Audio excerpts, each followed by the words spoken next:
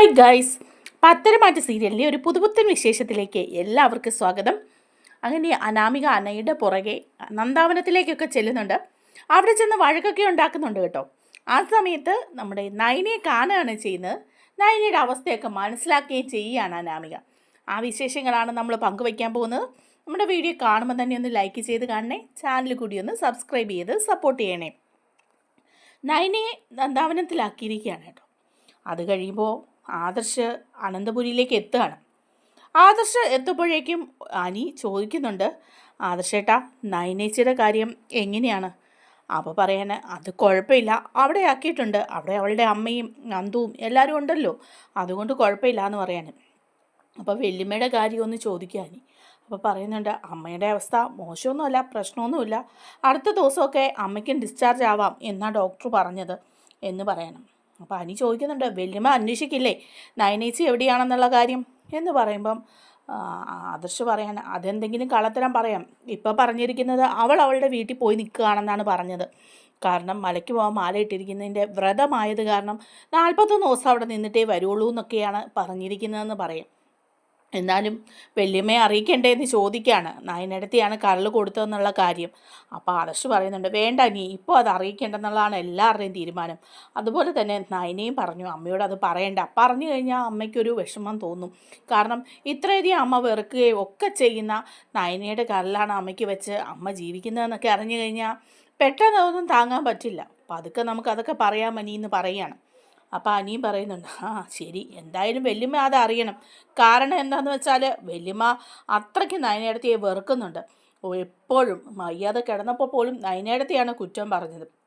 അങ്ങനെയുള്ളപ്പം ആ വിവരം വല്യമ്മ എന്തെങ്കിലും അറിയണം, നയനേടത്തിയെ സ്നേഹിക്കാൻ തുടങ്ങണം എന്നൊക്കെ പറയുകയാണ് അനി.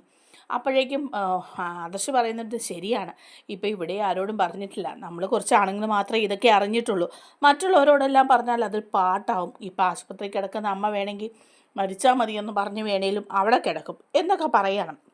അപ്പോൾ അനിയും പറയുന്നുണ്ട്, ശരിയാ, ഇവിടെ ദേ അനാമിക അവൾ ഇപ്പോഴും പറഞ്ഞുകൊണ്ട് നടക്കുന്നത് അവൾ കരൾ കൊടുക്കാൻ തയ്യാറായിരുന്നു, രക്തം കൊടുക്കാൻ തയ്യാറായിരുന്നു എന്നൊക്കെയാണ്.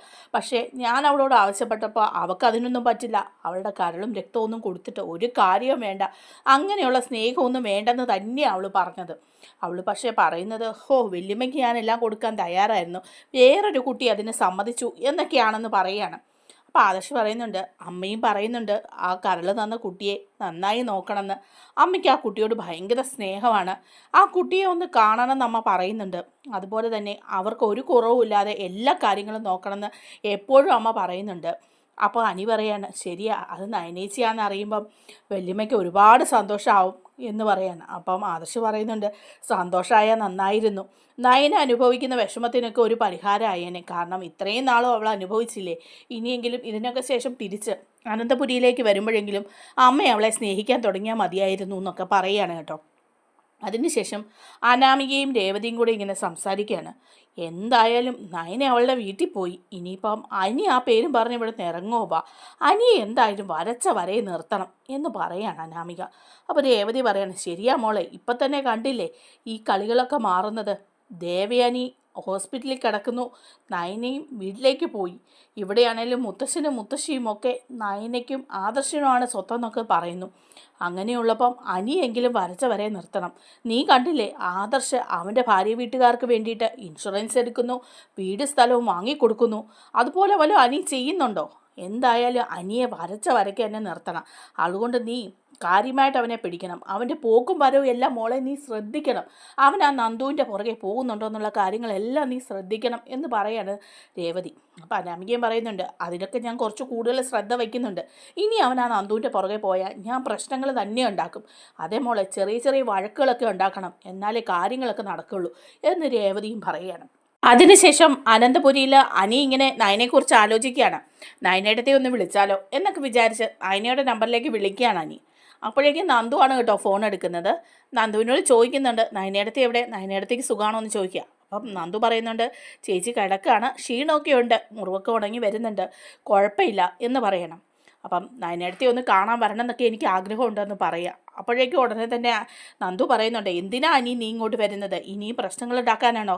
അനാമിക ഇത് അറിഞ്ഞു കഴിഞ്ഞാൽ അത് വലിയ പ്രശ്നമാകും, എന്തിനാ ഇനി അങ്ങനെ ഒരു കാര്യം, അനി നീ ഇങ്ങോട്ട് വരണ്ടെന്ന് പറയണം. അപ്പോഴേക്കും അനി പറയാണ്, അതെന്താ നന്ദു, എൻ്റെ ഏട്ടൻ്റെ ഭാര്യയല്ലേ അവിടെ ഉള്ളത്, വയ്യാതെ കിടക്കാണ്, അതും വല്യമ്മയ്ക്ക് കരൾ കൊടുത്തിട്ട്. അങ്ങനെയുള്ളപ്പം ഞങ്ങളുടെ കുടുംബത്തിൽ നിന്നും ആരെങ്കിലും വന്ന് അവിടെ അന്വേഷിക്കണ്ടേ? നായനേടത്തി ഈ അവസ്ഥയിൽ അവിടെ കിടക്കുമ്പം എനിക്കൊന്ന് കാണാൻ വരാൻ വയ്യെന്ന് ചോദിക്കുകയാണ്. അപ്പോഴേക്കും നന്ദു പറയണേ, വേണ്ട അനി, നീ വരണ്ട, വന്നു കഴിഞ്ഞാൽ വീണ്ടും പ്രശ്നങ്ങളാവും. അതെങ്ങനെ പ്രശ്നങ്ങളാകാനാ? ആരും അറിയാതെയാണ് ഞാൻ വരുന്നത്. നന്ദു, നിന്നെ കാണാനല്ല ഞാൻ വരുന്നത്, നയനേടത്തിയെ കാണാനാണ്. ഞാനൊരു അമ്മയുടെ സ്ഥാനമാണ് നയനേടത്തിക്ക് കൊടുത്തിരുന്നത്.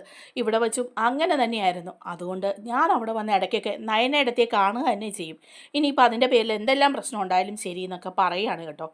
അപ്പോഴേക്കും ഉടനെ ഇതൊക്കെ കേട്ടോണ്ട് നമ്മുടെ അനാമിക ഇങ്ങനെ നിൽക്കുകയാണ്. അനാമിക അന്നേരം പറയുന്നുണ്ട്, കൊള്ളാലോ ഇവൻ വീണ്ടും അവളെ വിളിക്കുകയാണ്. ഇനിയിപ്പം മറ്റവൾ പോയി അവിടെ നിൽക്കുന്നത് കൊണ്ട് ഇവന് അന്താവനത്തിലേക്ക് പോകുന്നൊരു കാരണമായി. ഇടയ്ക്കിടയ്ക്ക് പോയി കാമുകിയെ കാണുകയും ചെയ്യാമല്ലോ. അങ്ങനെ വിട്ടാൽ പറ്റില്ല. അമ്മ പറഞ്ഞ പോലെ തന്നെ ഇവൻ പോകുമ്പോൾ ആ പുറകെ അവിടെ ചെന്ന് പ്രശ്നങ്ങളുണ്ടാക്കണം. ഇനിയും അനി നന്ദുവിനെ കാണാൻ പറ്റില്ല.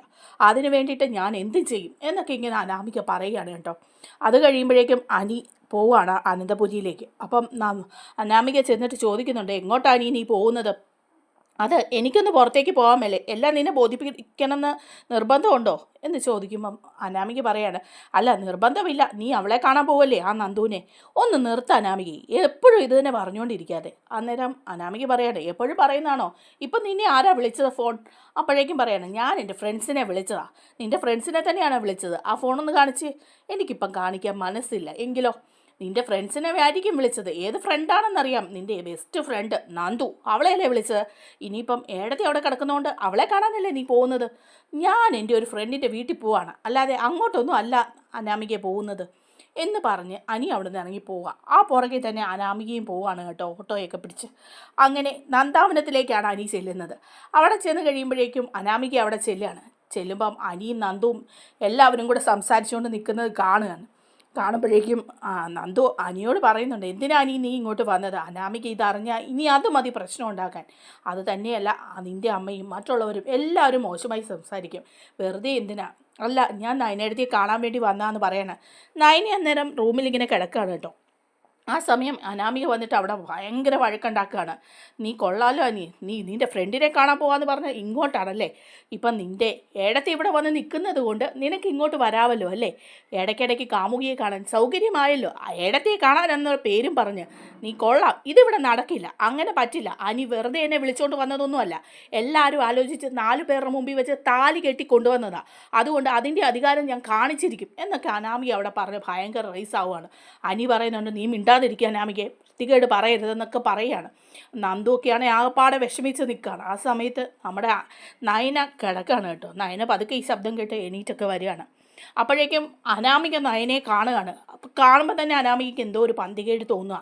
അങ്ങനെ അനാമിക ചെന്ന് നോക്കുമ്പം വളരെ ക്ഷീണിതയായിട്ട് ഇങ്ങനെ ബെഡ് റെസ്റ്റിൽ കിടക്കുകയാണ് കേട്ടോ. അപ്പോൾ അനാമിക ചോദിക്കുന്നുണ്ട്, എന്താ ഇവിടെ വന്നിട്ട് റെസ്റ്റ് എടുക്കുകയാണോ എന്ന് ചോദിക്കുക.